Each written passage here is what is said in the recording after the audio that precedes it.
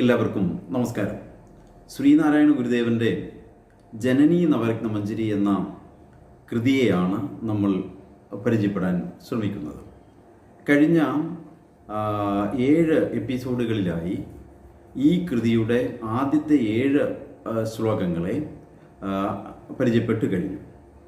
നമ്മൾ ഈ പരിചയപ്പെടുന്നത് നമുക്കറിയാം, ഇതിൻ്റെ ഒരു ടൈറ്റിൽ തന്നെ ജനനീ നവരത്ന മഞ്ജരി ഒരു സ്തോത്രകൃതിയല്ല എന്ന് പറഞ്ഞുകൊണ്ടാണ്. അങ്ങനെ പറയാൻ കാരണം ജനനീ നവരത്ന മഞ്ജരി ഒരു സ്തോത്രകൃതിയാണ്. ഇതേപോലെ ധാരാളം സ്തോത്രകൃതികൾ ഗുരു എഴുതിയിട്ടുണ്ട്. ഗുരു ദേവതാ പ്രതിഷ്ഠകൾ ചെയ്തിട്ടുണ്ട്. ഈ സ്തോത്രകൃതികളെല്ലാം തന്നെ ദേവതാ പ്രതിഷ്ഠകൾ ചെയ്തതിന് ശേഷം ആ ദേവതകളെ സ്തുതിച്ചുകൊണ്ട് എഴുതിയിട്ടുള്ളതാണ്.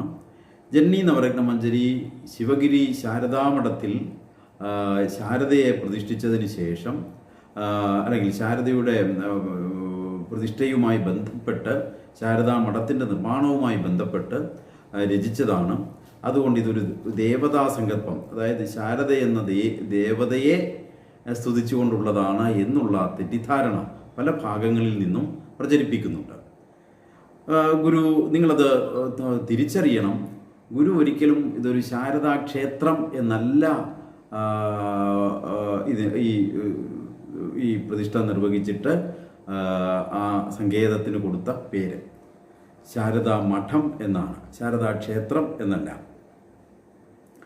അപ്പം അതേപോലെ ഈ ശാരദ എന്നത് ഒരു ദേവത എന്ന നിലയിലല്ല ഗുരു പ്രതിപാദിച്ചിട്ടുള്ളത്. ശാരദ സരസ്വതീ ദേവി എന്ന്, സരസ്വതി ഭാരതീയ ദേവതാ സങ്കല്പത്തിലെ ഒരു ദേവിയാണ് സരസ്വതി. പക്ഷേ ഗുരു സരസ്വതിയല്ല പ്രതിഷ്ഠ ചെയ്തത്, ശാരദയാണ്. അപ്പോൾ ശാരദയും സരസ്വതിയും ഒക്കെ തമ്മിൽ വ്യത്യാസമുണ്ട്. അത് കൃത്യമായും നിങ്ങൾ തിരിച്ചറിയണം. അതേപോലെ ശാരദാ മഠമാണ്. ഇനി ആ മഠത്തിൻ്റെ കൺസ്ട്രക്ഷൻ പോലും ഒരു ക്ഷേത്രത്തിൻ്റെ സ്വഭാവത്തിലുള്ളതല്ല എന്ന് നിങ്ങൾ ശിവഗിരിയിൽ പോയി ശാരദാ മഠം കാണുകയാണെങ്കിൽ വളരെ കൃത്യമായും നിങ്ങൾക്ക് ബോധ്യപ്പെടും. അത് 8 കോണുകളിലുള്ള, അഷ്ടകോണിലുള്ള ജനലുകളും വാതിലുകളും ഒക്കെയുള്ള നിറമുള്ള ചില്ലുകൾ ഘടിപ്പിച്ച ജനലുകളുള്ള ഒരു പ്രത്യേക ആകൃതിയിലുള്ള ഒരു മഠത്തിലാണ് ഈ പ്രതിഷ്ഠ നിർവഹിച്ചത്. എന്ന് പറഞ്ഞാൽ ഈ ക്ഷേത്ര രീതിയോട് അല്പം പോലും പൊരുത്തപ്പെടാത്ത ഒരു സമീപനമായിരുന്നു ഗുരു അതിൻ്റെ കൺസ്ട്രക്ഷനിൽ പോലും, ശാരദാമഠത്തിൻ്റെ നിർമ്മാണത്തിൽ പോലും എടുത്തിട്ടുള്ളത് എന്നുള്ളത് നമുക്ക് വ്യക്തമാണ്. നമുക്ക് ആർക്കും അത് ശിവഗിരിയിൽ ഇന്നും പോയാൽ ബോധ്യമാകുന്നതേ ഉള്ളൂ. എന്ന് മാത്രമല്ല, അതിൻ്റെ ആരാധനാക്രമങ്ങളെക്കുറിച്ചും ഗുരു വളരെ കൃത്യമായ നിർദ്ദേശം, വളരെ കർക്കശമായ നിർദ്ദേശം കൊടുത്തിട്ടുമുണ്ട്. ഒരു കാരണവശാലും അവിടെ നിവേദ്യം പോലും പ്രവേശിപ്പിക്കരുത്. പൂവും വെള്ളവും മാത്രം, അതായത് പ്രാർത്ഥന മാത്രം മതി എന്നാണ് ഗുരുവിൻ്റെ കൽപ്പന. ഇന്നും ശിവഗിരി മഠം ആ ഗുരുവിൻ്റെ കൽപ്പന പാലിച്ച് അവിടെ ഈ പറഞ്ഞ വൈദിക കർമ്മങ്ങളെ ആരാധന പോലും ഇല്ലാതെ, കർപ്പൂരം കത്തിക്കരുതെന്ന് പ്രത്യേകം പറഞ്ഞിട്ടുണ്ട്. കാരണം ഇവിടെ അത് കരി പിടിക്കും. അത്ര പ്രാക്ടിക്കലായിരുന്നു ഗുരു. അപ്പോൾ അത്രയും പ്രായോഗികമായ നിർദ്ദേശം കൊടുത്ത് ചെയ്യിച്ച പ്രതിഷ്ഠയാണ് ശാരദാമഠം. ഇപ്പം ഈ ശാരദാ പ്രതിഷ്ഠയുമായി ബന്ധപ്പെട്ടാണ് ജനനീ നവരത്ന മഞ്ജരി എഴുതിയിട്ടുള്ളത് വാസ്തവമാണ്. അതിൻ്റെ 7 മന്ത്രങ്ങളെ നമ്മൾ സമീപിച്ചു കഴിഞ്ഞു. 8ാമത്തെ മന്ത്രമാണ് ഇന്ന് നമുക്ക് പരിചയപ്പെടേണ്ടുന്നത്. നമുക്ക് ആ മന്ത്രം ഒന്ന് കേൾക്കാം. സത്തായി നിന്നുപരിചിത്തായി രണ്ടുമൊരു മുത്തായി മൂന്നുമറിയും, ഹൃത്തായി നിന്നതിനു വിത്തായി വിണ്ണൊടു മരുത്തായി ദൃഷ്ടി മുതലായി, കൊത്തായിടും വിഷയവിസ്താരമന്നമതിനത്താവുമായി വിലസും, സിദ്ധാനുഭൂതിയിലുമെത്താതെയാമതി മഹത്തായിടും ജനനി. അപ്പം ജനനീ നവരത്ന മഞ്ജരിയിലെ 8ാമത്തെ മന്ത്രം, സത്തായി നിന്ന് ഉപരിചിത്തായി രണ്ടും ഒരു മുത്തായി മൂന്നും അറിയും, ഹൃത്തായി നിന്ന് അതിന് വിത്തായി വിണ്ണൊടു മരുത്തായി ദൃഷ്ടി മുതലായി കൊത്തായിടും വിഷയവിസ്താരം അന്നം അതിന് അത്താവുമായി വിലസും സിദ്ധാനുഭൂതിയിലും എത്താതെയാം അതിമഹത്തായിടും ജനനി നീ. ഇതാണ് ഈ മന്ത്രം. ഒന്നുകൂടി നമുക്കതിനെ പറയാം. സത്തായി നിന്ന് ഉപരി ചിത്തായി രണ്ടും ഒരു മുത്തായി മൂന്നും അറിയും. ഹൃത്തായി നിന്ന് അതിന് വിത്തായി വിണ്ണൊടു മരുത്തായി ദൃഷ്ടി മുതലായി കൊത്തായിടും വിഷയവിസ്താരം അന്നം അതിന് അത്താവുമായി വിലസും സിദ്ധാനുഭൂതിയിലും എത്താതെയാം അതിമഹത്തായിടും ജനനി നീ. അപ്പോൾ ജനനി ആരാണ് എന്ന് ഗുരു വർണ്ണിക്കുകയാണ്. അല്ലെങ്കിൽ ഗുരുവിൻ്റെ ജനനി ഇനി പറയുന്നതാണ്. ആ ജനനി സത്താണ്, സകലതിൻ്റെയും എസൻസാണ്. ഈ പ്രപഞ്ചം നമ്മൾ കാണുന്ന എന്താ പറയുക, ദൃശ്യമായിട്ടുള്ള അനുഭവമാണ്. ഈ ദൃശ്യാനുഭവങ്ങളുടെ എല്ലാം സത്തായിരിക്കുന്നത് ജനനിയാണ്. അപ്പോൾ യാതൊന്നാണോ ഈ ദൃശ്യാനുഭവങ്ങളുടെ എല്ലാം സത്തായിരിക്കുന്നത് അത് ജനനിയാണ്. ആ സത്തിൽ നിൽക്കുന്നില്ല. ഇനിയും ഗുരു പറയുകയാണ്, സത്തായി നിന്ന് ഉപരി, അതിനുപരിയായി. അപ്പം സത്ത് മാത്രമല്ല, അതിനുപരിയായി, ഉപരി അതിന് മുകളിലായി, സത്തായി നിന്ന് ഉപരി ചിത്തായി പറയാണ്. ജനനി ചിത്താണ്. എന്താ ചിത്ത്? ചിത്തെന്ന് പറയുന്നത് മനസ്സിൻ്റെ ഒരു ഭാവമാണ്. ആലോചനാപരമായ കാര്യങ്ങളെ നിർവഹിക്കുന്ന മനസ്സിൻ്റെ ഭാവത്തെയാണ് സാങ്കേതികമായി ചിത്ത് എന്ന് പറയുന്നത്. ഇവിടെ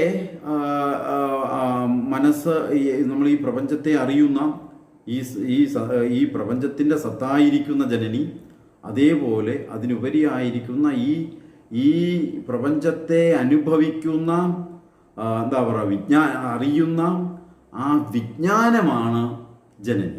അപ്പം ജനനി സത്താണ്, അതേപോലെ ജനനി ഈ വിജ്ഞാനമാണ്.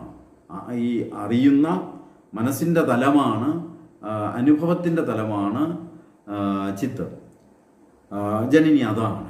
ഇനിയോ അതുമല്ല, ചിത്തായി നിന്ന് സത്തായി നിന്ന് ഉപരി ചിത്തായി രണ്ടും ഒരു മുത്തായി മൂന്നും അറിയും. അപ്പം ഗുരു ജനനിയെ മൂന്നായി അവതരിപ്പിക്കുകയാണ്. അപ്പം സത്ത്, ചിത്ത്, പിന്നെ മുത്ത്. ഉണ്ടോ? ആ ഭാഷയുടെ, മലയാളത്തിൻ്റെ ആ പ്രയോഗത്തിൻ്റെ ചാതുര്യം നമ്മൾ മനസ്സിലാക്കണം. അവിടെ ആ മുത്തെന്നാണ് പ്രയോഗിച്ചിരിക്കുന്നത്. ഇപ്പം എന്താ മുത്ത്? മുത്ത് എവിടെയാണ് കാണുക? മുത്ത് കാണുന്നത് ഏറ്റവും അടിത്തട്ടിലാണ്. സമുദ്രത്തിൻ്റെ ഏറ്റവും അടിത്തട്ടിൽ കാണപ്പെടുന്നതാണ് മുത്ത്. ഉപരിതലത്തിൽ കിട്ടുന്നതല്ല. അപ്പം ഈ അറിവിൻ്റെ ആഴത്തിൽ, അതിൻ്റെ അടിത്തട്ടിൽ നിന്ന് മാത്രം കിട്ടുന്ന ഒന്നാണ് മുത്ത്. അത് വാസ്തവത്തിൽ സത്ത്, ചിത്ത് എന്ന് ഒന്നിനെയും രണ്ടിനെയും പറഞ്ഞിരിക്കുന്ന സ്ഥിതിക്ക് മൂന്നാമതായിരിക്കുന്ന ഈ മുത്ത് ആനന്ദമാണ് എന്ന് നമ്മുടെ സാമാന്യ ബുദ്ധിയിൽ തിരിച്ചറിയേണ്ടുന്നതാണ്. അപ്പം ആനന്ദത്തെയാണ് ഗുരു മുത്ത് എന്ന് പ്രയോഗിച്ചിരിക്കുന്നത്. ഇനി വേറൊന്നുള്ളത്, ആ മുത്തെന്നുള്ള പ്രയോഗത്തിൻ്റെ സംഗത്വം എന്ന് പറയുന്നത്, ആനന്ദം ലഭ്യമാകുന്നത് ഈ പറഞ്ഞതുപോലെ ഏറ്റവും അടിത്തട്ടിലേക്ക് ചെല്ലുമ്പോഴാണ്. ഏറ്റവും ആഴത്തിൽ, ഏറ്റവും പരിശ്രമിച്ച ആ പരിശ്രമത്തിൻ്റെ ഏറ്റവും അവസാനം അതിൻ്റെ അടിത്തട്ടിൽ എത്തുമ്പോൾ മാത്രം ലഭിക്കുന്നതാണ് ആനന്ദം. അപ്പം ആ മുത്തിനോടുള്ള ആനന്ദത്തെ, ആ മുത്തിനോടുള്ള ഗുരുവിൻ്റെ ഉപമ എത്ര വസ്തുനിഷ്ഠമാണ്.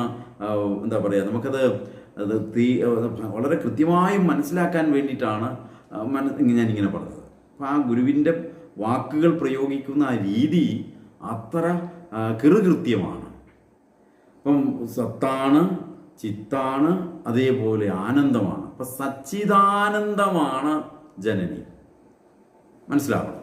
അപ്പം ജനനി എന്ന് പറയുന്നത് സച്ചിദാനന്ദമാണ്, അല്ലാതെ ഈ പറഞ്ഞ പോലെ ഒരു ദേവതയല്ല. നമ്മളെ അങ്ങനെ കരുതിക്കുവാൻ പ്രേരിപ്പിക്കുന്ന മാതിരി. നമ്മളെ എങ്ങനെയാണ് പ്രേരിപ്പിക്കുന്നത്? നമ്മളെ ഈ വിശ്വാസികളായിട്ടുള്ള ഗുരുവിൻ്റെ അനുയായികളെ, ഗുരുവിൻ്റെ ഫോളോവേഴ്സിനെ പണ്ഡിത സമൂഹം എന്തു ചെയ്യുന്നു? വഴിതിരിക്കുന്നു.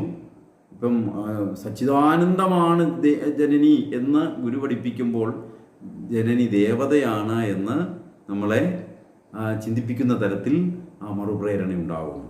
വാസ്തവത്തിൽ അതുകൊണ്ട് മാത്രമാണ് ഇപ്പോൾ ഈ ജനനി നവരത്നമഞ്ജരി ഒരു സ്തോത്രകൃതിയല്ല എന്ന് നിലയിൽ അവതരിപ്പിക്കുന്നത്, പറയേണ്ടി വരുന്നത്. കാരണം അതിശക്തമായ രീതിയിൽ സംഘടിതമായി തെറ്റിദ്ധരിപ്പിക്കുമ്പോൾ ഇതിൻ്റെ വാസ്തവം അറിയുവാൻ ജനങ്ങൾക്ക് അവസരം ഉണ്ടാക്കുക എന്നുള്ളതാണ് ഉദ്ദേശിക്കുന്നത്. അപ്പോൾ ഗുരു ജനനിയെ അവതരിപ്പിക്കുന്നത് സച്ചിദാനന്ദ സ്വരൂപിണിയായിട്ടാണ്, അല്ലാതെ ദേവതയായിട്ടല്ല. അപ്പം സച്ചിദാനന്ദമാണ്. അപ്പോൾ സത്ത്, ചിത്തം, ആനന്ദം, അല്ലേ? അപ്പോൾ ഗുരു അതിനെ വളരെ ശ്രേണീകരിച്ച് സത്തായി നിന്ന് ഉപരി ചിത്തായി രണ്ടും, ഒരു മുത്തായി മൂന്നും അറിയും. ഉണ്ടോ? അപ്പം ക്രമബദ്ധമായി സത്തും ചിത്ത് ആനന്ദം എന്നുള്ള നിലയിൽ ആ സച്ചിദാനന്ദ സ്വരൂപമായി ഗുരു ജനനിയെ അവതരിപ്പിക്കുകയാണ്. ഇപ്പം ഇവിടെ സച്ചിദാനന്ദം എന്നുള്ള മൂന്നായി പിരിച്ചു പറഞ്ഞപ്പം സത്യത്തിൽ ശിവശതകത്തിലൊരു ശ്ലോകമുണ്ടല്ലോ. എന്താണ്? മലയതിലുണ്ട് മരുന്ന് മൂന്നും, പാമ്പും പുലിയും അതിന് ഇരുപാടുമുണ്ട് കാവൽ, പുലയനെടുത്തു ഭുജിച്ചു പാതി, ഇന്നും വിലസതി നീയും എടുത്തുകൊള്ളുക നെഞ്ച് എന്നൊരു ശ്ലോകമുണ്ട്, എന്നൊരു മന്ത്രമുണ്ട്. ശിവശതകത്തിൽ പറയുന്ന ആ സച്ചിദാനന്ദത്തെ തന്നെയാണ് ഗുരു ജനനി നവരത്നമഞ്ജരിയിൽ ഇവിടെ സത്ത്, ചിത്ത്, ആനന്ദം, സത്തായി നിന്ന് ഉപരി ചിത്തായി രണ്ടും, ഒരു മുത്തായി മൂന്നും അറിയും എന്ന് പ്രതിപാദിച്ചിട്ടുള്ളത്. അപ്പം ശിവശതകത്തിലെ ആ ഒരു മന്ത്രത്തെ നമ്മൾ ഇവിടെ ഒന്ന് പരാമർശിക്കുകയാണെങ്കിൽ, അപഗ്രഥിക്കുകയാണെങ്കിൽ ഗുരുവിൻ്റെ ഈ സച്ചിദാനന്ദ സ്വരൂപിണിയെ കുറച്ചുകൂടെ നന്നായിട്ട് മനസ്സിലാക്കാൻ സാധിക്കും. ഗുരു പറയുകയാണ്, മലയതിലുണ്ട് മരുന്ന് മൂന്ന് മരുന്ന് മലയുടെ മുകളിലുണ്ട്. അപ്പം പെട്ടെന്ന് നമുക്ക് എന്താണ് ഈ മരുന്ന് എന്ന് അറിയാനുള്ള കൗതുകം ഉണ്ടാകും. ഈ മരുന്ന് അപ്പം നമ്മൾ ഉദ്ദേശിക്കുന്ന മരുന്നുകളല്ല. ഗുരു സച്ചിദാനന്ദം, സത്ത്, ചിത്ത്, ആനന്ദം, ഈ മൂന്ന് മരുന്നുകളെ എവിടെ വെച്ചിരിക്കുന്നു? മലയതിൽ വെച്ചിരിക്കും, മലയുടെ മുകളിൽ വെച്ചിരിക്കുക. എന്നിട്ട് പറയുകയാണ്, ഈ മരുന്ന് അത്ര സുപ്രാപ്യമല്ല. വളരെ പെട്ടെന്ന് എന്തിനാ മലയെ വെച്ചിരിക്കുന്നത്? ഇപ്പം മലയുടെ താഴ്വാരത്ത് വെക്കാത്തത് എന്താ?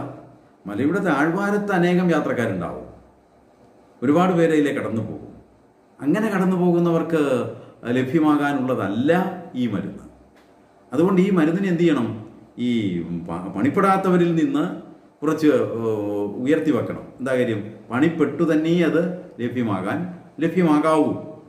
അപ്പം പണിപ്പെട്ട് നേടേണ്ടതാണ് എന്നുള്ള സൂചനയാണ് വാസ്തവത്തിൽ ഈ മലയുടെ പ്രയോഗത്തിൽ നിന്ന് നമ്മൾ മനസ്സിലാക്കേണ്ടുന്നത്. അപ്പം പണിപ്പെട്ട് ഈ മല ചവിട്ടി കയറി മലയുടെ മുകളിൽ ചെല്ലുമ്പോഴാണ് ഈ മല കയറിയത് കൊണ്ട് മാത്രം അത് ലഭ്യമാവത്തില്ല. അവിടെ പിന്നെ രണ്ട് കക്ഷികൾ അതിന് കൂട്ടിരിപ്പുണ്ട്. പാമ്പും പുലിയും അതിന് ഇരുപാടുമുണ്ട് കാവൽ. അപ്പോൾ ഈ മരുന്ന് മലയുടെ മുകളിലാണ്. അപ്പോൾ അന്വേഷകൻ, മരുന്ന് ആവശ്യമുള്ളവൻ ഈ മരുന്ന് അന്വേഷിച്ച് ഈ മല ചവിട്ടി കയറി മുകളിൽ ചെന്ന് കഴിഞ്ഞപ്പോഴാണ് അപ്പോഴും അത് സുപ്രാപ്യമല്ലാതെയാണ് ഇരിക്കുന്നത്. അതിനെ സൂക്ഷിച്ചുകൊണ്ട് പാമ്പും പുലിയും ഇരുപാടുമുണ്ട് കാവൽ. ഈ മരുന്നിന് കാവലായിട്ട് അതിൻ്റെ ഇരുപാടും അതിൻ്റെ രണ്ട് വശവും പാമ്പും പുലിയും ഇരിപ്പുണ്ട്. അപ്പം പാമ്പ് നമുക്കറിയാം, പാമ്പ് ഉപദ്രവിക്കും, കൊത്തും, ചത്തുപോവും, വിഷമുള്ളതാണ്, വിഷജീവിയാണ്. അപ്പം ഭയപ്പെടാതിരിക്കാൻ ഒക്കത്തില്ല, അനായാസം പാമ്പിനെ അങ്ങ് തട്ടി മാറ്റാനൊക്കില്ല. അതങ്ങനെ. ഇപ്പുറത്തോ മറുവശത്തിരിക്കുന്നതോ പുലിയാണ്, അതും ഹിംസ്ര ജന്തുവാണ്, നമുക്ക് അനായാസം ഓടിച്ചു വിടാവുന്ന സാധനമല്ല. അപ്പോൾ ഇതിനെ രണ്ടിനെയും കീഴ്പ്പെടുത്തിയെങ്കിൽ മാത്രമേ ഈ മരുന്നിനെ സ്വായത്തമാക്കാൻ സാധിക്കത്തുള്ളൂ. അപ്പോൾ ഈ പാമ്പും അപ്പം നേരത്തെ പറഞ്ഞതുപോലെ ഈ മലയെന്ന് പറയുന്നത് ശരീരമാണ് എന്ന് നമുക്ക് ഉപമിക്കാം. അപ്പം ശരീരത്തെ കീഴ്പ്പെടുത്തി അല്ലെങ്കിൽ ശരീരത്തെ അതിജീവിച്ച് ശരീരമാകുന്ന മലമുകളിൽ കയറി ചെല്ലുമ്പോഴാണ് പാമ്പും പുലിയും. അപ്പോൾ ഈ പാമ്പും പുലിയും എന്ന് പറയുന്നത് മനസ്സിൻ്റെ പ്രതീകങ്ങളാണ്. മനസ്സിനെ പ്രതികരിച്ച് മനസ്സിൻ്റെ രണ്ട് ഭാവങ്ങളാണ്. എന്താ മനസ്സിൻ്റെ രണ്ട് ഭാവങ്ങൾ? രാഗവും ദ്വേഷവുമാണ് മനസ്സിൻ്റെ രണ്ട് ഭാവങ്ങൾ. നമ്മുടെ എല്ലാ മനസ്സ് രൂപപ്പെട്ടിരിക്കുന്നത് അല്ലെങ്കിൽ നമ്മുടെ എല്ലാ മനസ്സിൻ്റെ ഭാവമായി പ്രകടമാകുന്നത് ഈ രണ്ട് വികാരങ്ങളായിരിക്കും, രാഗവും ദ്വേഷവും. രാഗമെന്ന് പറഞ്ഞാൽ മമതയാണ്, ഒന്നിനോടുള്ള താല്പര്യം. ദ്വേഷം എന്ന് പറഞ്ഞാൽ വിദ്വേഷം, വെറുപ്പ്. അപ്പോൾ ഒന്ന് എന്താ പറയുക, അതിനോട് ചേരാനുള്ള വെമ്പൽ, രാഗം. മറ്റൊന്ന് അതിൽ നിന്ന് അകന്നു പോകാനുള്ള വെമ്പൽ, ദ്വേഷം. അത് വെമ്പലല്ല. വെമ്പൽ എന്ന് പറയുന്നത് കുറച്ചുകൂടെ പോസിറ്റീവായിട്ടുള്ളൊരു വാക്കാണ്. ദ്വേഷം എന്ന് പറയുന്നത് ദുർവികാരമാണ്. അപ്പം മനസ്സിന് ഈ പറഞ്ഞ രണ്ട് ഭാവങ്ങളാണ്. ഒന്നൊരു അഫെക്ഷൻ പാർട്ടും മറ്റൊന്ന് ഒരു അഗ്രഷൻ പാർട്ടും. അഫെക്ഷൻ ആൻഡ് അഗ്രഷൻ ഇതാണ്. അപ്പം പാശ്ചാത്യ മനഃശാസ്ത്രത്തിലും ഇതേ വാക്കുകളാണ്. കുറച്ചുകൂടെ കൃത്യമായി പറഞ്ഞാൽ ഇറോസ് ആൻഡ് താനറ്റോസ് എന്നാണ് സിഗ്മണ്ട് ഫ്രോയിഡിനെ ഈ വാക്കുകൾ ആണ് ഉപയോഗിച്ചിരിക്കുന്നത്. ഈറോട്ടിക് എന്ന് പറയുമ്പം ഈ പറഞ്ഞ പോലെ രാഗാത്മകമായ, താനറ്റോസ് എന്ന് പറഞ്ഞാൽ ഡെഡ്ലി, നമുക്ക് മരണാത്മകമായ, മരണത്തിലേക്ക് പോകുന്ന, കൊല്ലുന്ന, ഇല്ലാതാക്കുന്ന. അപ്പോൾ ഒന്ന് കൺസ്ട്രക്റ്റീവും മറ്റൊന്ന് ഡിസ്ട്രക്റ്റീവുമാണ് ഈ വികാരങ്ങൾ. അപ്പോൾ മനസ്സിൻ്റെ രണ്ട് വികാരം, ഒന്ന് മനസ്സിൻ്റെ കൺസ്ട്രക്റ്റീവായിട്ടുള്ള ഒരു ഫീലുണ്ട്, ഒരു വികാരമുണ്ട്. അതേപോലെ മറ്റൊരു ഭാവം എന്ന് പറയുന്നത് ഡിസ്ട്രക്റ്റീവാണ്. അപ്പം നമ്മുടെ മനസ്സിൽ നിന്റെ രണ്ട് ഭാവങ്ങൾ, ഒന്ന് കൺസ്ട്രക്റ്റീവാണ്, മറ്റൊന്ന് ഡിസ്ട്രക്റ്റീവാണ്.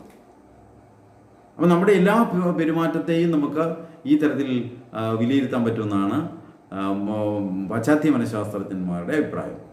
നമ്മുടെ ഏത് പെരുമാറ്റം എടുത്ത് നോക്കിയാൽ ഒന്നുകിൽ അത് കൺസ്ട്രക്റ്റീവായിരിക്കും, അല്ലെങ്കിൽ അത് ഡിസ്ട്രക്റ്റീവായിരിക്കും എന്നാണ്. ഇനി ഇത് രണ്ടും കൂടെ ചേർന്ന ചില പ്രക്രിയയും നമ്മൾ ചെയ്യും. കൺസ്ട്രക്റ്റീവും ഒരേ സമയം കൺസ്ട്രക്റ്റീവും അതേസമയം തന്നെ ഡിസ്ട്രക്റ്റീവായിരിക്കുന്നതായ ചില പെരുമാറ്റങ്ങളും നമ്മളുണ്ട്. ഉദാഹരണത്തിന് ഇപ്പം ഭക്ഷണം കഴിക്കുന്നു, ഇത് രണ്ടും കൂടെ ചേർന്ന കാര്യമാണ്. അപ്പോൾ അവിടെ ഒരു കൺസ്ട്രക്ഷൻ, ശരീരത്തെ പുഷ്ടിപ്പെടുത്തുന്ന ഒരു പ്രക്രിയയാണ് കഴിക്കുക എന്നുള്ളത്. അതേപോലെ നമ്മുടെ പ്ലേറ്റിലിരിക്കുന്നത് ഇല്ലാതായിക്കൊണ്ടിരിക്കും. അപ്പോൾ അതിൻ്റെ ഡിസ്ട്രക്ഷനുമാണ്. അപ്പോൾ നമ്മുടെ മുന്നിലിരിക്കുന്ന ആഹാരം ഇല്ലാതാവുന്നു, പക്ഷേ അത് ശരീരത്തെ പോഷിപ്പിക്കുന്നു. അപ്പോൾ കൺസ്ട്രക്ഷനും ഡിസ്ട്രക്ഷനും ഒരേപോലെയുള്ള ഒരു ആക്ടിവിറ്റിയാണ്, ഒരു പ്രവൃത്തിയാണ് ഭക്ഷണം ഈറ്റിംഗ് എന്ന് പറയുന്നത്. അപ്പോൾ ചുരുക്കത്തിൽ നമ്മുടെ ഏത് പെരുമാറ്റത്തെ എടുത്ത് അപഗ്രഥിച്ചാലും ഈ രണ്ട് വികാരങ്ങൾ വളരെ കൃത്യമായും ഇടപെടും എന്നാണ് മനഃശാസ്ത്രം. അപ്പോൾ അതിൻ്റെ ഭാരതീയമായ, അതിൻ്റെ ദാർശനികമായ ഭാവമാണ് ഒരു രാഗം ദ്വേഷം എന്നുള്ള തരത്തിലും അതിൻ്റെ പ്രതീകങ്ങളായി പാമ്പിനെയും പുലിയെയും. ഇനി ഏറ്റവും വലിയ തമാശ അല്ലെങ്കിൽ ഏറ്റവും വലിയൊരു കോയിൻസിഡൻസ്, പാശ്ചാത്യരും രാഗത്തിന് പാമ്പിനെയാണ് സിംബലൈസ് ചെയ്യുന്നത്. മനസ്സിലായി? അപ്പം ഞാൻ ഇങ്ങനെ പറയുന്നത് എന്തുകൊണ്ടെന്ന് ചോദിച്ചാൽ, ഇപ്പം ഈ നിങ്ങൾ ഇപ്പം ജന്നീനവരത്ന മഞ്ജരിയോ ഗുരുവിൻ്റെ ഏതെങ്കിലും കൃതിയെക്കുറിച്ചൊക്കെ അപഗ്രഥിക്കുന്ന സന്ദർഭത്തിൽ ഈ ഗുരുവിൻ്റെ ഓരോ വാക്കുകളെയും ഭാരതീയ ദർശനത്തിലെ ചില വാക്കുകളോടും വരികളോടും ചേർത്ത് വെച്ചാണ് വിശദീകരിച്ചു പോവുക. അപ്പം നമുക്ക് അങ്ങനെ അറിയാവും. അപ്പോൾ കാര്യം ഈ ഗുരുവിൻ്റെ കൃതികളെ വ്യാഖ്യാനിച്ച് വന്നവർ, ആദ്യകാല വ്യാഖ്യാതാക്കളൊക്കെ തന്നെയും ഭാരതീയ തത്വചിന്തയിൽ പണ്ഡിതരായിട്ടുള്ളവരായിരുന്നു. അവരെന്ത് ചെയ്തു? അവരുടെ ആ പാണ്ഡിത്യത്തിൻ്റെ പശ്ചാത്തലത്തിൽ ഗുരു പറഞ്ഞ ഈ കാര്യങ്ങളെ ഭാരതീയ തത്വചിന്തയുടെ പശ്ചാത്തലത്തിൽ വിശദീകരിച്ചു. ഞാനിപ്പോൾ ഇങ്ങനെ പറയുന്നത് ഗുരുവിൻ്റെ ഓരോ വാക്കിനെയും വരിയെയും നമുക്ക് പാശ്ചാത്യ ചിന്തയോടും ചേർത്ത് വെച്ച് അപഗ്രഥിക്കാവുന്നതേ ഉള്ളൂ. ഇത് ഭാരതീയ തത്വചിന്തയോട് തന്നെ ചേർത്ത് വെച്ച് പറയണം എന്ന് യാതൊരു നിർബന്ധവും ഇല്ല. ഇനി വരും കാലങ്ങളിൽ ഈ ഭാരതീയ തത്വചിന്തയോട് ചേർത്ത് വയ്ക്കുന്നതിനേക്കാൾ എത്രയോ നല്ലതായിരിക്കും പാശ്ചാത്യ ചിന്തയോട് ചേർത്ത് വെക്കുന്നത്. എന്തുകൊണ്ടെന്നാൽ യുവാക്കൾ, നമ്മുടെ യുവതീ യുവാക്കൾ ഇന്ന് പഠിക്കുന്ന കാര്യങ്ങളെല്ലാം തന്നെ പാശ്ചാത്യമായ ചിന്താപദ്ധതിയിൽപ്പെട്ടിട്ടുള്ളതാണ്. അപ്പോൾ അവർക്ക്, ഞാൻ വളരെ മുൻപ്, എത്രയോ വർഷങ്ങൾക്ക് മുമ്പ് ഇവിടെ തിരുവനന്തപുരത്ത് ഷഷ്ടിപൂർത്തി സ്മാരകം, SNDP യോഗത്തിൻ്റെ ഷഷ്ടിപൂർത്തി, ഗുരുവിൻ്റെ ഷഷ്ടിപൂർത്തി സ്മാരകമായി SNDP യോഗം നിർമ്മിച്ച കെട്ടിടത്തിൽ വെച്ചിട്ട് ഒരു ക്ലാസ്സുകൾ ചെയ്തുകൊണ്ടിരുന്നു. അപ്പോൾ ഒരു ആ മോള് ബയോടെക്നോളജിയിൽ PhD ചെയ്യുന്ന കുട്ടിയാണ്. അവൾ ഓരോ ക്ലാസ് കഴിയുമ്പോഴും ഗുരുവിൻ്റെ പരാമർശങ്ങളെ ബയോടെക്നോളജിക്കൽ ആയിട്ടുള്ള ചില ടേംസ് വെച്ച് എക്സ്പ്ലെയിൻ ചെയ്യുമായിരുന്നു. ഞാൻ അതിനെ പ്രൊമോട്ട് ചെയ്തു. അപ്പോൾ എത്ര ഭംഗിയായിട്ടാണ് ആ കാഴ്ച അവൾ പഠിച്ച വിഷയവുമായിട്ട് അവൾക്ക് ചേർത്ത് വയ്ക്കാൻ കഴിയുന്നത്. ഇങ്ങനെ ഓരോ യുവാക്കൾക്കും അവർ പഠിച്ച വിഷയത്തോട് വളരെ ഭംഗിയായിട്ട് ചേർത്ത് വയ്ക്കാൻ ഗുരുവിൻ്റെ ഈ ദർശനത്തിനെ അങ്ങനെ ചേർത്ത് വെച്ച് താരതമ്യം ചെയ്തും അപഗ്രഥിച്ചും ഒക്കെ പഠിക്കാനായിട്ട് സാധിക്കും. അപ്പോൾ അതിൻ്റെ സാധ്യതകളെ കുറയ്ക്കും. ഇങ്ങനെ നമ്മളിപ്പം ഭാരതീയ വേദാന്തവും തത്വചിന്തയും മാത്രമായി ബന്ധപ്പെടുത്തി മാത്രമേ ഗുരുവിൻ്റെ കൃതികളെ വ്യാഖ്യാനിക്കാവൂ എന്നൊരു വ്യവസ്ഥയിൽ, അല്ലെങ്കിൽ അങ്ങനൊരു അലിഖിതമായ അങ്ങനെയൊരു സമ്പ്രദായത്തിൽ ഗുരുവിൻ്റെ കൃതികളെ പഠിക്കാൻ പോകുമ്പോൾ ഈ യുവജനങ്ങൾക്ക് അത് സ്വീകാര്യമാവണമെന്ന് ഇല്ല. അത് വളരെ ട്രഡീഷണൽ ആയിട്ടുള്ളൊരു അപ്രോച്ചാണ്. അപ്പോൾ ആ ട്രഡീഷണൽ അപ്രോച്ചൊക്കെ മാറേണ്ട സമയമായിരിക്കുന്നു. ഇന്നിപ്പോൾ ഗുരുവിൻ്റെ ഓരോ വാക്കുകളെയും കൃതികളെയും ഒക്കെ ആധുനിക പാശ്ചാത്യ ചിന്തകരുടെ ചിന്തകളോട് ചേർത്ത് വെച്ച് വ്യാഖ്യാനിച്ചാൽ അതിന് സമൂഹത്തിൽ ഒട്ടൊരുപാട് ഗുണങ്ങൾ ചെയ്യുവാനായിട്ട് സാധിക്കും. അപ്പോൾ ഈ ഭാരതീയ തത്വചിന്ത എന്ന് പറയുന്നത് പിന്നെ ഒരു വനമാണെന്നാണ് നടരാജഗുരുവിൻ്റെ വാക്കുപയോഗം കേട്ടോ. നടരാജഗുരു പറയുന്നത് ഭാരതീയ തത്വചിന്ത ഒരു വനമാണ്. അപ്പോൾ ഈ വനത്തിൽ കയറ്റി പഠിക്കാൻ ശ്രമിക്കുന്നവരെ ഈ കാട്ടിൽ കയറ്റി വഴിയറിയിക്കാതെ കൊടുക്കേണ്ട കാര്യമില്ല. വളരെ തെളിഞ്ഞ വഴിയിലൂടെ ഇത് കൃത്യമായും ആവിഷ്കരിക്കാവുന്നതേ ഉള്ളൂ. ഞാൻ എൻ്റെ ഒരു പരാമർശം വന്നപ്പോൾ പറഞ്ഞു എന്ന് മാത്രമേ ഉള്ളൂ. അപ്പോൾ ഇവിടെ പാശ്ചാത്യ മനഃശാസ്ത്രത്തിലും രാഗത്തെ ചേർത്ത് വയ്ക്കുന്ന, സിംബലൈസ് ചെയ്യുന്നത് പാമ്പിനോടാണ്. ദ്വേഷത്തെ, അഗ്രഷനെ, ഡെത്തിനെ സിംബലൈസ് ചെയ്യുന്നത് പുലിയോടാണ്. കണ്ടോ? അപ്പോൾ ഗുരു എത്ര കൃത്യമായ ഈ ശാസ്ത്രീയമായ ഈ ആധുനിക ശാസ്ത്രത്തോട് എത്ര ചേർന്ന് നിന്നാണ് ഗുരു ഈ വിഷയം അവതരിപ്പിക്കുന്നത്. നിങ്ങളൊന്ന് ആലോചിച്ച് നോക്കണം. അപ്പോൾ നമുക്ക് ഏത് വിഷയമാണോ അറിയാവുന്നത് ആ വിഷയത്തിൽ നിന്നുകൊണ്ട് നമുക്ക് ഗുരുവിൻ്റെ വാക്കുകളെയും വരികളെയും കൃത്യമായി ഉൾക്കൊള്ളാനായിട്ട് സാധിക്കും. നമുക്ക് ഈ ശ്ലോകത്തിലേക്ക് വരാം. പാമ്പും പുലിയും അതിന് ഇരുപാടുമുണ്ട് കാവൽ. അപ്പോൾ ശരീരമാകുന്ന മല കയറി അതിൻ്റെ മുകളിലെത്തുമ്പോഴാണ് മനസ്സിൻ്റെ ഈ രണ്ട് ഭാവങ്ങൾ ശത്രുക്കളായി നിൽക്കുന്നു. കാരണം ഈ രണ്ട് ഭാവങ്ങളെയും തോൽപ്പിക്കാതെ ഈ സച്ചിദാനന്ദം എന്ന് പറയുന്ന ഈ മരുന്ന് ലഭ്യമാകുകയില്ല. എന്നിട്ട് ഗുരു പറയുകയാണ്, പുലയനെടുത്തു ഭുജിച്ചു പാതി. അപ്പോൾ ഈ സച്ചിദാനന്ദം ഇപ്പോൾ അവിടെ ഇരിക്കുന്നത് പകുതിയേ ഉള്ളൂ, പകുതി ആര് കൊണ്ടുപോയി? ഈ പുലയനെടുത്തു ഭുജിച്ചു. അപ്പോൾ പുലയൻ എന്ന വാക്കിന് അലയുന്നവൻ എന്നർത്ഥമുണ്ട്. അലയുന്ന വെച്ചാൽ അപ്പോൾ നമ്മുടെ ശരീരത്തിൽ അലയുന്നവൻ ആരാ? അലയുകയെന്ന് വെച്ചാൽ പിന്നെ കഷ്ടപ്പെടുന്നവൻ നമ്മുടെ ഇന്ദ്രിയങ്ങൾ തന്നെയാണ്. കണ്ണെപ്പോഴും പ്രവർത്തിച്ചുകൊണ്ടിരിക്കുന്നു, കാത് പ്രവർത്തിച്ചുകൊണ്ടിരിക്കുന്നു, നാവ് ഇങ്ങനെ എപ്പോഴും പ്രവർത്തിച്ചുകൊണ്ടിരിക്കുകയാണ്.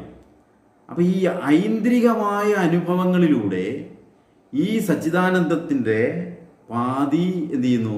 ഭുജിക്കപ്പെട്ട് കഴിഞ്ഞു. അപ്പം അതിൽ നിന്ന് ഒരു പുത്തൻ അറിവ് നമ്മൾ തിരിച്ചറിയേണ്ടുന്നതുണ്ട്. നമ്മൾ അനുഭവിക്കുന്ന, നമ്മുടെ ഈ ശരീരം കൊണ്ട് അനുഭവിക്കുന്ന ഒരു പ്ലഷറും ഒരു സുഖവും ഈ സച്ചിദാനന്ദത്തിൽ നിന്ന് വേറിട്ടൊരു സുഖമല്ല. ഇത് ഗുരുവിൻ്റെ വലിയൊരു കോൺട്രിബ്യൂഷനാണ്. കാര്യം ഈ പിന്നെ ഇത് ജഡമാണ്. ഇപ്പം ശരീരത്തെ ജഡമെന്നല്ലേ പറയാ പണ്ട് സാമ്പ്രദായികമായിട്ട്. അപ്പോൾ ഇത് കൊള്ളരുതാത്തതാണ്, ഇത് പിന്നെ കീറിക്കളയേണ്ടതാണ്, ഇല്ലാതാക്കേണ്ടതാണ്, നശിപ്പിക്കേണ്ടതാണ്. അപ്പോൾ വളരെ നെഗറ്റീവായൊരു അപ്രോച്ചായിരുന്നു സാമ്പ്രദായികമായി ശരീരത്തോടുണ്ടായിരുന്നത്. അപ്പോൾ ശരീരം എന്ന് പറയുന്നത് ജഡമാണ്, അത് നശ്വരമാണ്. അപ്പോൾ അതിനൊരു പ്രാധാന്യവുമില്ല, ആകെ പ്രാധാന്യമുള്ളത് ആത്മാവിന് മാത്രമാണ് എന്നൊക്കെയായിരുന്നു. അതൊക്കെ സാമ്പ്രദായികമായ സമീപനമാണ്. പക്ഷെ ഗുരു അതിനൊക്കെ മാറ്റം വരുത്തുന്നുണ്ട്. ഗുരു ഈ ശരീരത്തെയും ആത്മാവിനെയൊക്കെ തുല്യ പ്രാധാന്യത്തിൽ, ഇപ്പോൾ ശരീരമില്ലാതെ ഇത് അനുഭവിക്കാനോ പോകും? ആത്മാവുണ്ടെന്ന് പറഞ്ഞിട്ട് കാര്യമുണ്ടോ? അങ്ങനെയില്ലേ? ഇപ്പം നമുക്കിത് ചെയ്യാൻ കഴിയുന്നത് എന്തുകൊണ്ടാണ്? നമുക്ക് ആത്മാവിനെ പോലെ തന്നെ ശരീരമുള്ളത് കൊണ്ടല്ലേ. അപ്പോൾ ശരീരം ഉണ്ടെങ്കിൽ ഇത് പറയാം. ഇപ്പം നാവില്ലെങ്കിൽ ഇത് പറയാൻ ഒക്കുമോ? നിങ്ങൾക്ക് ചെവിയില്ല, ഇത് കേൾക്കാൻ പറ്റുമോ? അപ്പം നാവും ചെവിയും ഒക്കെ തന്നെ പ്രാധാന്യമുള്ളതാണ്. കണ്ടോ, ഗുരുവിൻ്റെ ഈ തത്വചിന്തയിലെ വലിയ സംഭാവനകളാണ് അതൊക്കെ. അപ്പം ഇതൊക്കെ നശ്വരമാണ്, ഇല്ലാത്തതാണ്, ഇതിനെ പോഷിപ്പിക്കാൻ പാടുള്ളതല്ല, അപ്പടിയല്ല ഇപ്പടിയല്ല എന്നൊക്കെ പറഞ്ഞ് ഇതിനെ ഇത്ര നിസാരവത്കരിച്ച് കളയുമ്പം ഗുരു അതിനെ അങ്ങനെ നിസാരവത്കരിക്കുന്നില്ല. ഗുരു ഇതിന് വളരെ പ്രാധാന്യം ഈ ശരീരത്തിന് കൊടുക്കുന്നു. ഈ ശരീരം ഉണ്ടെങ്കിലേ പ്രവർത്തിക്കാൻ കഴിയൂ എന്നുള്ളൊരു വാസ്തവമുണ്ട്. ആ വാസ്തവത്തെ നിഷേധിച്ചുകൊണ്ട് ഒരു ആത്മജ്ഞാനിക്കും ഒന്നും ഇവിടെ ചെയ്യാൻ സാധിക്കുകയില്ല. ഏത് ആത്മജ്ഞാനി ആയിരുന്നാലും ഭക്ഷണം കഴിച്ചേ മതിയാവും, ഇല്ലേ? ഭക്ഷണം കഴിക്കാതെ പറ്റുമോ? എത്ര പറ്റും? അപ്പം ഇങ്ങനെയൊക്കെ നമ്മൾ വളരെ പ്രാക്ടിക്കലായിട്ട് ഗുരുവിനെ സമീപിക്കുമ്പം ഈ ഐന്ദ്രികമായ ഉണ്ടാകുന്ന ഏതൊരു സുഖാനുഭൂതിയും എന്താണ്? ഈ അല്ലെങ്കിൽ ഈ സച്ചിദാനന്ദത്തിൻ്റെ സുഖം തന്നെയാണ്. സച്ചിദാനന്ദം തരുന്ന ഈ ആനന്ദം എന്ന് പറയുന്നത് ഐന്ദ്രികമായ അനുഭവവും ആത്മീയമായ അനുഭവവും തമ്മിൽ അനുഭവത്തിൻ്റെ തലത്തിൽ വ്യത്യാസമില്ല. അതിൻ്റെ സോഴ്സിൻ്റെ ഡിഫറൻസ് മാത്രമേ ഉള്ളൂ. ഒന്ന് ശരീരമെന്ന് പറയുന്ന സോഴ്സിലൂടെയാണ്, മറ്റൊന്ന് ശരീരത്തിന് അതീന്ദ്രിയമായിട്ടുള്ള അനുഭവമാണ്. ഇങ്ങനെ വേണം അതിനെ കാണാൻ. അപ്പോൾ പുലയനെടുത്തു ഭുജിച്ചു, ശരീരത്തിലെ അലയുന്നവനായിട്ടുള്ള ഈ 5 ഇന്ദ്രിയങ്ങൾ എന്തു ചെയ്യുന്നു? ഇതിൻ്റെ പകുതി കൊണ്ടുപോയി. മലയിലിരിക്കുന്ന ഇപ്പം പുലിയും പാമ്പൊക്കെ കാത്തു സൂക്ഷിക്കുന്ന ഇത് പകുതിയേ ഉള്ളൂ. അപ്പോൾ ഇതിൽ നമ്മൾ കൃത്യമായും മനസ്സിലാക്കണം, നമ്മളുടെ നിത്യജീവിതത്തിൽ നമുക്കുണ്ടാകുന്ന ഓരോ അനുഭവവും വാസ്തവത്തിൽ ആത്മാനുഭവം തന്നെയാണ് എന്നുള്ളത്. ആത്മാനുഭവത്തിൽ നിന്ന് വേറിട്ടതായ ഒരു സുഖാനുഭൂതിയും നമുക്കുണ്ടാവുന്നില്ല. ഇപ്പം നമ്മൾ നല്ല ഭക്ഷണം കഴിക്കുന്നു, നമുക്ക് വളരെ രുചികരമായ ഭക്ഷണം കഴിക്കുന്നു. ആ ഭക്ഷണം നമ്മുടെ നാവിലെ രസമുകുളങ്ങളോട് ചേരുമ്പോൾ അവിടെ ഉണ്ടാവുന്ന ആനന്ദം ആത്മാനുഭവം തന്നെയാണ്. അതുകൊണ്ടാണ് കുഞ്ഞുങ്ങളോടൊക്കെ നമ്മൾ ഭക്ഷണം കഴിക്കുമ്പം ഈ മൊബൈൽ കാണിച്ച് ഭക്ഷണം കൊടുക്കരുത്, TV കാണിച്ച് ഭക്ഷണം കൊടുക്കരുത് എന്നൊക്കെ പറയുന്നത് എന്താ? ആ ആഹാര പദാർത്ഥം നമ്മുടെ നാവിനോട് ചേരുന്ന സമയത്ത് ആ സ്പർശം, നമ്മുടെ ചിന്ത, നമ്മുടെ ശ്രദ്ധ ആ ഒരൊറ്റ നിമിഷത്തിലാവണം. അത് സുഖം തരും. അപ്പം നമുക്ക് രുചി അറിയാം. ഇന്നത്തെ മക്കളാരും രുചി അറിയുന്നില്ല. അവരിങ്ങനെ അങ്ങ് വിഴുങ്ങുക ചെയ്യുക. ഈ മൊബൈലോ അല്ലെങ്കിൽ TVയോ അല്ലെങ്കിൽ അവരെ വേറെ എന്തെങ്കിലുമൊക്കെ അതിലേക്ക് ശ്രദ്ധ തിരിപ്പിച്ച് കഴിക്കുന്നതിൽ അല്പം പോലും ശ്രദ്ധിക്കാത്ത തരത്തിലാണ് ഇന്ന് നമ്മൾ കുഞ്ഞുങ്ങൾക്ക് ആഹാരം കൊടുക്കുന്നത്. അങ്ങനെ പാടില്ല. ഏത് ആഹാരമാണോ അതിൻ്റെ രുചി നന്നായി അറിഞ്ഞ് ആസ്വദിച്ച് വേണം ആഹാരം കഴിക്കാൻ. കണ്ടോ, ആ ആസ്വാദനം എന്ന് പറയുന്നത് ആത്മാനുഭൂതിയാണ്. അപ്പോൾ ഇപ്പം നമ്മളൊരു നല്ല സംഗീതം കേൾക്കുന്നു, ആ സംഗീതം നമുക്ക് തരുന്നത് അനുഭൂതി ഈ ആത്മാനുഭൂതിയിൽ നിന്ന് ഭിന്നമായ ഒന്നല്ല. അതുപോലെ ഓരോന്നും. അപ്പോൾ നമ്മുടെ ശരീരം കൊണ്ട് നമ്മൾ അനുഭവിക്കുന്ന ഓരോ സുഖവും ഈ ആത്മാനുഭവത്തിൻ്റെ ഭാഗം തന്നെ എന്നുള്ള വലിയൊരറിവ് ഗുരു ഇവിടെ പ്രതിപാദിക്കുന്നുണ്ട്. പുലയനെടുത്ത് ഭുജിച്ചു പാതി ഇന്നും വിലസതി. പാതി എന്ത് ചെയ്യുന്നു? ഇപ്പോഴും ഇരിപ്പുണ്ട്. വിലസതി നീ എടുത്തുകൊള്ളുക നെഞ്ചേ. നീ എന്ത് ചെയ്യുക? നിന്റെ ഹൃദയം കൊണ്ട് അനുഭവിക്കുക. പകുതി നീ എങ്ങനെ അനുഭവിക്കുന്നു? ഇന്ദ്രിയങ്ങൾ കൊണ്ട് അനുഭവിക്കുന്നു. ബാക്കിയിരിക്കുന്ന പകുതി നീ ഹൃദയം കൊണ്ട് നെഞ്ചുകൊണ്ട് അനുഭവിക്കുക. കണ്ടോ? അപ്പം ഈ സച്ചിദാനന്ദ, അപ്പം ദേവി നമ്മൾ ശാരദ സച്ചിദാനന്ദ സ്വരൂപിണിയാണ്. ഇതാണ് ഗുരു പഠിപ്പിക്കുന്നത്. ഉപരിചിത്തായി രണ്ടും ഒരു മുത്തായിട്ടുള്ള ആനന്ദമായിരിക്കുന്ന സച്ചിത് ആനന്ദം. സത്തായി നിന്ന് ഉപരിചിത്തായി രണ്ടും ഒരു മുത്തായി മൂന്നും അറിയും. ഇതറിയുന്നതോ അറിയുന്നത് ഹൃത്ത് കൊണ്ടാണ്. കണ്ടോ? എടുത്തുകൊള്ളുക നെഞ്ചേ, ഹൃത്തായി നിന്ന്. അപ്പം ഈ സത്തും ചിത്തും ആനന്ദവും അനുഭവിക്കുന്നത് ഹൃദയം കൊണ്ടാണ്. ഹൃത്തായി നിന്ന് അതിനു വിത്തായി വിണ്ണ് ഒടുമരുത്തായി. അപ്പം ഹൃദയത്തിൻ്റെ വിത്ത് എന്ന് പറഞ്ഞാൽ കാരണം. അപ്പം ഹൃദയം ശരീരം അല്ലേ? സത്തായി നിന്ന് ഉപരിചിത്തായി രണ്ടും ഒരു മുത്തായി മൂന്നും അറിയും ഹൃത്തായി. അപ്പോൾ ഹൃത്ത് കൊണ്ടാണ് ഈ സച്ചിദാനന്ദത്തെ അനുഭവിക്കുന്നത്. ഹൃത്തായി അതിനു വിത്ത്. ആ ഹൃത്തിൻ്റെ വിത്ത് എന്താണ്? ഹൃദയത്തിൻ്റെ വിത്ത് എന്ന് പറയുമ്പം ആ ഹൃദയം ഉണ്ടാകാൻ ഇടയായിട്ടുള്ള വസ്തുവിനെയാണ് വിത്തെന്ന് പറയുന്നത്. വൃക്ഷം ഉണ്ടാകുന്നത് വിത്തിൽ നിന്നാണ്. അപ്പം വിത്തെന്ന് പറയുന്നത് വൃക്ഷത്തിന് കാരണമായിരിക്കുന്നതാണ് വിത്ത്.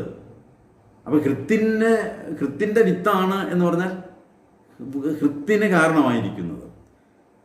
ഹൃത്തായി സത്തായി നിന്ന് ഉപരിചിത്തായി രണ്ടും ഒരു മുത്തായി മൂന്നും അറിയും ഹൃത്തായി നിന്ന് അതിന് വിത്തായിരിക്കുന്ന എന്താ? ഹൃദയത്തിൻ്റെ വിത്തായിരിക്കുന്നത് വിണ്ണൊടു മരുത്ത്. വിണ്ണ് ആകാശം, മരുത്ത് കാറ്റ്. അപ്പോൾ നോക്കിയേ, പഞ്ചഭൂതങ്ങളെ പരാമർശിച്ചാണ് ഗുരു ഇവിടെ ഈ രണ്ട് വാക്കുകൾ ഉപയോഗിച്ചിരിക്കുന്നത്. അപ്പം നോക്കൂ, പിന്നെ സച്ചിദാനന്ദമാണ്, അത് ഹൃത്താണ്. അതെവിടത്തേക്ക് പോയി? പഞ്ചഭൂതാത്മകമായ വിണ്ണിലും വിണ്ണൊടു മരുത്തായി ദൃഷ്ടി മുതലാം ഇന്ദ്രിയങ്ങളായി. ദൃഷ്ടി, കാഴ്ച. ദൃഷ്ടി മുതലാം കൊത്തായിടും വിഷയം. അപ്പം നോക്കൂ, ഇവിടെ ദേവി ഇതോരോന്നും ഈ ശാരദയാണെന്നാണ് ഗുരു പഠിപ്പിക്കുന്നത്, ജനനിയാണെന്നാണ് ഗുരു പഠിപ്പിക്കുന്നത്. അപ്പം സച്ചിദാനന്ദമായിട്ടുള്ള സത്ത് ജനനിയാണ്, ചിത്തു ജനനിയാണ്, ആനന്ദം ജനനിയാണ്. ഇത് അനുഭവിക്കുന്ന ഹൃദയം ജനനിയാണ്. ആ ഹൃദയത്തിന് കാരണമായിരിക്കുന്ന പഞ്ചഭൂതങ്ങൾ ജനനിയാണ്. ഇനിയോ ഇന്ദ്രിയങ്ങൾ, ഈ പഞ്ചഭൂതാത്മകമായതിനെ അനുഭവിക്കുന്ന ദൃഷ്ടി മുതലായ കണ്ണ്, കാത്, ചെവി, കണ്ണ്, കാത്, ത്വക്ക്, മൂക്ക്, നാക്ക് തുടങ്ങിയ പഞ്ചേന്ദ്രിയങ്ങളായിരിക്കുന്നത് ജനനിയാണ്. വിണ്ണൊടു മരുത്തായി ദൃഷ്ടി മുതലാം കൊത്തായിടും. ഈ കൊത്തായിരിക്കുന്നത്, ഈ പ്രപഞ്ചമായിരിക്കുന്നത്,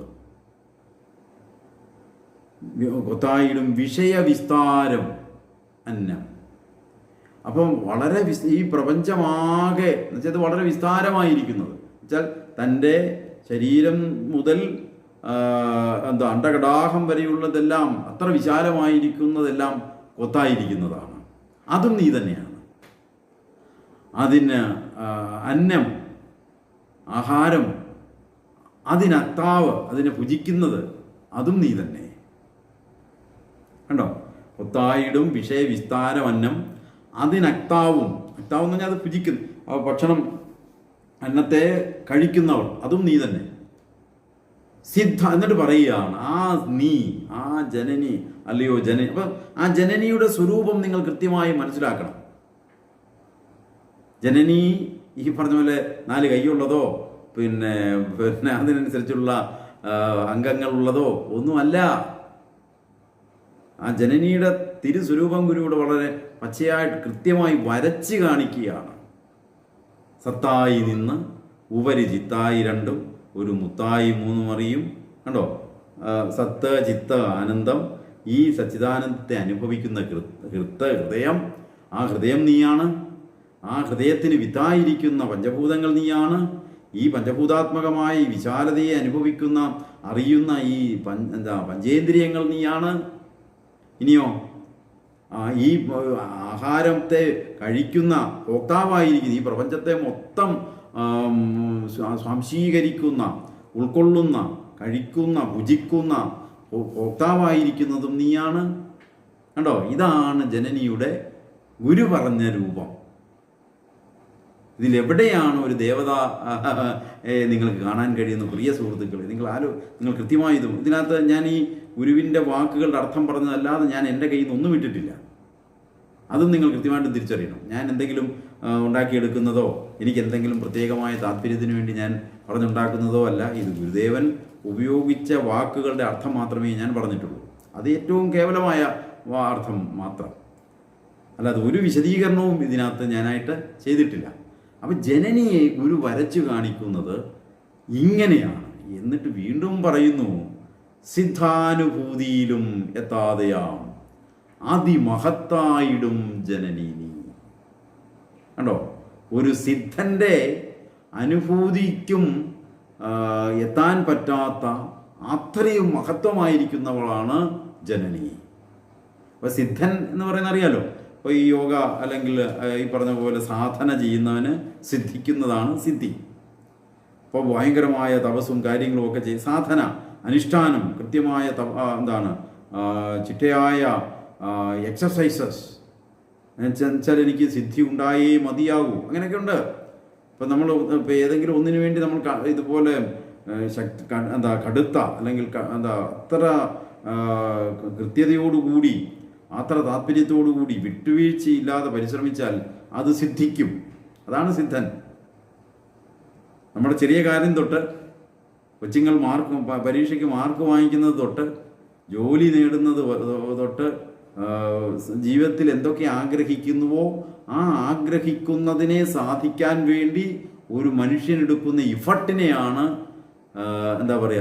സാധന എന്ന് പറയുന്നത്. ആ ഇഫർട്ടിൽ നിന്ന് അവന് കിട്ടുന്ന റിസൾട്ടാണ് സിദ്ധി. അപ്പോൾ ഒരു സിദ്ധൻ്റെ അനുഭൂതിക്കും അപ്പുറമാണ്. സിദ്ധൻ്റെ അനുഭൂതി എന്ന് പറഞ്ഞാൽ ഇപ്പം സിദ്ധി പലതരം സിദ്ധി നേടുന്നവരുണ്ട്. അപ്പം ഈ സിദ്ധി എന്ന് പറയുമ്പോൾ അതിൻ്റെ ഈ മെറ്റാഫിസിക്കലായിട്ടുള്ള അർത്ഥത്തിനപ്പുറത്ത് വളരെ പ്രാക്ടിക്കലായിട്ടുള്ള, അപ്പം ഞാൻ ഈ പറഞ്ഞതുപോലെ തന്നെ നമ്മൾ പരിശ്രമിക്കുന്നതിൽ നിന്ന് ഈ പരിശ്രമത്തിനെയാണ് തപസ്സെന്ന് പറയുന്നത്. ആ പരിശ്രമത്തിൻ്റെ ഫലത്തെയാണ് സിദ്ധി എന്ന് പറയുന്നത്. അപ്പോൾ ഒന്ന് സിദ്ധിക്കുമ്പോൾ ഉണ്ടാകുന്ന അനുഭൂതി, അതിപ്പം ഒരു കുഞ്ഞിന് അവൾക്ക് ആഗ്രഹിക്കുന്ന പോലെ 100-ൽ 100 മാർക്ക് കിട്ടുമ്പോഴും, അല്ലെങ്കിൽ അവൾക്ക് നല്ലൊരു കൃത്യം ചെയ്യുവാനായിട്ട് അവൾക്ക് അവസരം ഉണ്ടാക്കുമ്പോഴും, അവൾ ചെയ്തൊരു കൃത്യത്തിന്, അവളുടെ ഒരു പാട്ടിന് ഫസ്റ്റ് പ്രൈസ് കിട്ടുമ്പോഴും, അവളുടെ നൃത്തത്തെ എല്ലാവരും അംഗീകരിക്കുമ്പോഴും ഒക്കെ ആ പ്രവൃത്തി ചെയ്ത ആ വ്യക്തിക്ക് കിട്ടുന്ന ഒരു അനുഭൂതിയുണ്ട്. അതിൻ്റെ ഒരു സൂപ്പർലേറ്റീവ് ഡിഗ്രിയാണ് ഈ സിദ്ധൻ ഉണ്ടാകുന്നത് കരുതിയാൽ മതി പ്രാക്ടിക്കലി. അപ്പോൾ എന്നിട്ട് ഗുരു പറയുകയാണ്, ജനനി, അല്ലയോ ജനനി, സിദ്ധൻ്റെ അനുഭൂതിക്കും എത്താത്ത, ഒരു സിദ്ധിജാലത്തിനും കീഴ്പ്പെടുത്താൻ പറ്റാത്ത അത്യപൂർവമായ അതിമഹത്തായിടും ജനനി നീ. അല്ലയോ ജനനി, നീ ഈ സിദ്ധൻ്റെ അനുഭൂതിക്കൊന്നും പ്രാപ്യമാകാത്ത അത്ര ഉദാത്തമായിരിക്കുന്നതാണ് അല്ലയോ ജനനി നീ. ഇതാണ് ഈ ശ്ലോകത്തിൻ്റെ അർത്ഥം. നിങ്ങൾ ഈ ഓരോ പദാനുപദ വിവർത്തനത്തിൽ നിന്നും ഈ കൃതിയിൽ എവിടെയാണ് ഒരു ദേവതാ സങ്കല്പം ഗുരു അവതരിപ്പിക്കുന്നത് എന്ന് തിരിച്ചറിയണം. ഇത് ഗുരുവിൻ്റെ അഖണ്ഡമായ സത്യത്തെ, ഗുരു കണ്ട ഗുരുവിൻ്റെ കാഴ്ച ഈ പ്രപഞ്ചത്തെ അല്പം പോലും ഖണ്ഡിക്കാതെ ഏകമായി അദ്വയമായി കണ്ട ഗുരുവിൻ്റെ കാഴ്ചയുടെ ആവിഷ്കാരമാണ് ഇവിടെ നടക്കുന്നത്. ഇപ്പോൾ ആ ജനനി എന്ന് പറയുന്നത് നമ്മൾ ഇപ്പോൾ വിശ്വാസികൾ ദൈവമെന്നോ വേദാന്തികൾ ബ്രഹ്മമെന്നോ ഒക്കെ പറയുന്ന ആ ഒരു സ്ഥിതിയെയാണ്, ആ ഒരു അവസ്ഥയെയാണ് ഗുരു ജനനി എന്നുള്ള പദം കൊണ്ട് അർത്ഥമാക്കുന്നത്. നമുക്കിങ്ങനെ ഈ ജനനി എന്ന് പറയുന്ന മഞ്ജരിയുടെ 8ാമത്തെ മന്ത്രത്തെ നമുക്ക് പരിസമാപിക്കാം. എല്ലാവർക്കും നമസ്കാരം.